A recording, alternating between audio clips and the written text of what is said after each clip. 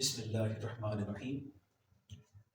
گزشتہ سے پیوستہ ہمارا سلسلہ جاری و ساری ہے اور کوشش یہی ہوتی ہے کہ ہم ہر ایک موضوع پہ کلام کریں کہ جو اس وقت ہمارے معاشرے میں عام ہے۔ انہی میں سے ایک بہت ہی اس وقت جو عام چیز ہے کہ ہر دوسرا بندہ کہتا ہے جی میں ڈپریشن کا شکار ہوں، میں جی سٹریس کا شکار ہوں، اور جی میرے پاس جو ہے نا کچھ دماغ کام نہیں کرتا۔ میں ان ساری چیزوں کو اگر ایک لفظ میں سمیٹ دوں تو اس کا نام ہے مایوسی۔ مایوسی ہی وہ سبب ہے کہ جس کی وجہ سے یہ بیماریاں، ڈپریشن، ٹینشن اور سٹریس وغیرہ وغیرہ ایسی بیماریاں جنم لے رہی ہیں۔ اچھا، اب مایوسی کو ہم نے کبھی سمجھا نہیں کہ مایوسی کی شرعی حیثیت کیا ہے۔ تو بھائی اللہ کے فضل و رحمت نہ ملنے کو یاد کرنا، یہ کیا ہے؟ مایوسی ہے، اور دل میں اس کی امید بھی نہ رکھنا کہ یہ ملے گا۔ اب یہ جو مایوسی ہے نا، یہ کن کا کام ہے؟ قرآن کریم اٹھائیے، سورہ یوسف آیت نمبر 87، پارہ نمبر 13 پڑھیے۔ رب العالمین کیا فرما رہا ہے؟ اللہ فرماتا ہے وَلَا تَأْسُوا مِن رُوحِ اللَّهِ، اور اللہ کی رحمت سے نا امید نہ ہو۔ اب اللہ کی رحمت سے نا امید نہ ہونے کا حکم ہے إِنَّهُ لَا يَأْسُ مِن رُوحِ اللَّهِ، اللہ کی رحمت سے کون لوگ مایوس ہوتے ہیں؟ إِلَّا الْقَوْمُ الْكَافِرُونَ، مگر کافر لوگ۔ اب سوچ لیجئے کہ جو لوگ اس فعل کا شکار ہیں ان کا شمار کن لوگوں میں ہو رہا ہے۔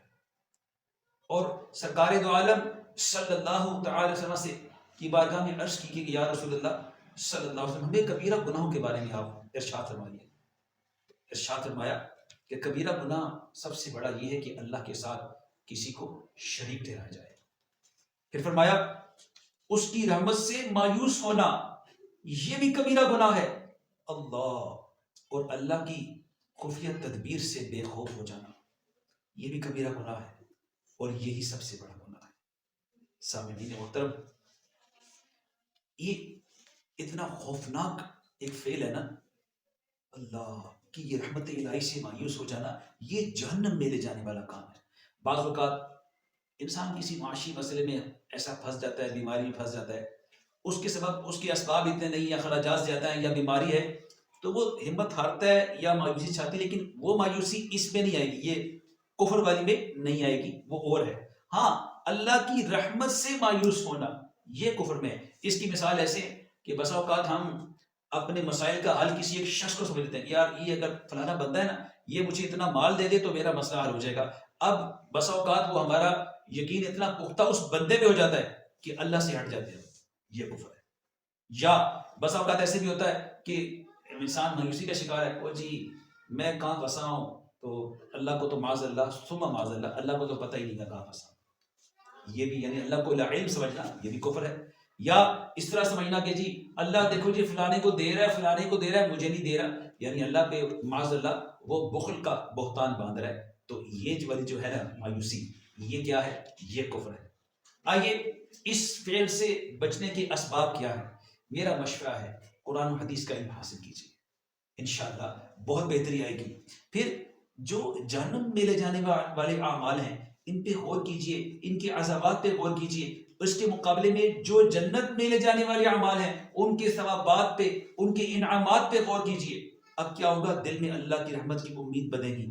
جب جہنم کے اعمال کو یاد کریں گے تو اللہ کا خوف پیدا ہوگا۔ اب وہ جو دنیاوی جو معاملات کی کیفیت تھی انشاءاللہ اس کا خاتمہ ہونا شروع ہو جائے گا، اور بجائے دوسروں کی طرف دیکھنے کے، یہ بھی کرنی ہے، ہم ہر وقت دوسروں کو دیکھتے ہیں کہ جی اس کو پاس یہ، اس کے پاس یہ، اس کے بجائے اپنے اوپر غور کیجئے کہ میرے رب نے کتنا بڑا انعام کیا کہ مجھے صحت کاملہ عطا فرمائی، مجھے زندگی عطا فرمائی، مجھے اللہ نے اچھے کام کرنے کے لیے مہلت عطا فرمائی، کتنا بڑا احسان ہے۔